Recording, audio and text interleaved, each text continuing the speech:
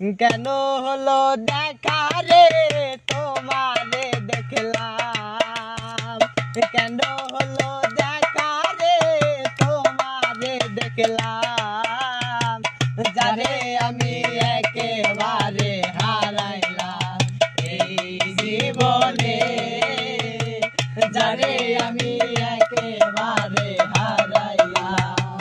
কেন হলো দেখা রে তোমারে দেখলাম, কেন হলো দেখা রে তোমারে দেখলাম, যারে আমি একেবারে হারাইলাম এই জীবনে, যারে আমি একেবারে হারাইলাম।